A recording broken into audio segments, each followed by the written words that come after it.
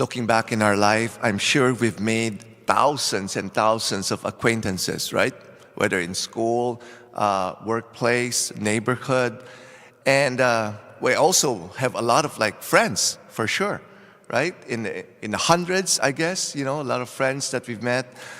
But I could say with those who are loyal, faithful friends and very, very close friends, they're kind of a handful, maybe 10 or maybe even less than 10, right?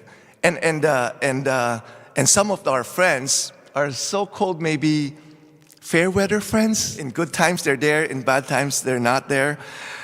It's in our first reading today. It says, there are friends who are such when it suits them, but they will not stand by you in time of trouble. When you're prosperous, they become your second self. But if you are brought low, they turn against you and hide themselves from you. So there's such a thing as fair weather friends. We kind of need to accept that. But we need to appreciate those who are close to us, loyal and faithful friends. It's hard to lose these kind of friends, right? And for me, Sister Anna is one of those loyal and close friends, right? I started to get to know her well this past few years when we're working for this possible ministry called Fresh Farm Ministry, right? Wherein we're organizing retreats and parish missions in parishes. And I got to know her, and as I've said before, she's like a big sister to me because she was born 6 months earlier than me. Same birth year, 6 months earlier. And although she looks younger than me, and as we work together, she has a way of really affirming me. Sometimes I would fall into insecurity, thinking that I couldn't do this and that. She has a way of like, you can do it. You can do it. I believe in you. Right? So she sees the gold in me. And sometimes, because for me, I just see sometimes my weaknesses and like that, but don't really see my strength. So she has a way of like really affirming me. No, you're good at this, right? You have that gift. And so it's like a moral booster for me. She also has a way of like correcting me. Sometimes I would do some foolish things. and she would correct me out of love. In our first reading today, it says, faithful friends are sturdy shelter. Whoever finds one has found a treasure. Faithful friends are life-saving medicine. As I've said, she would correct me out of love. Have you ever felt like when people would correct you, they correct you out of anger and frustration, right?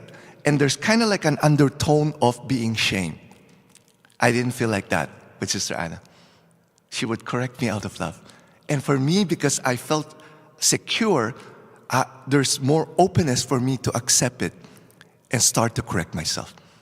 That's why when she passed away, it was so painful. It was so hard for me. Like there were a couple of times where I was in tears. And I really wanted to be at her funeral, but that was also the same day that me and other people who would be going to the mission trip to Belize. When she first heard about the mission trip to Belize organized by the Encounter School, the Lord just put into her heart to invite me to go there. That's why I said, if I don't go to the mission trip and go to her funeral, I don't think she will be pleased.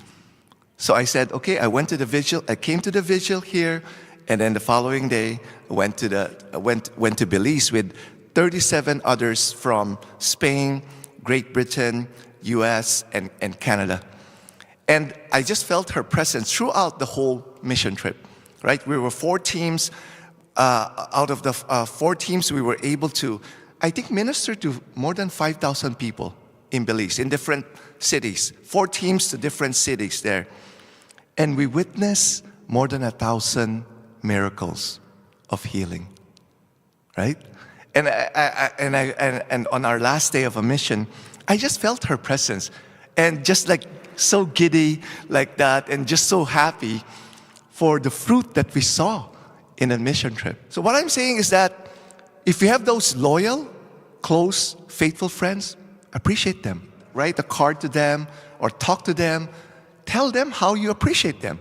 Don't wait until they die. While they're still alive, appreciate them.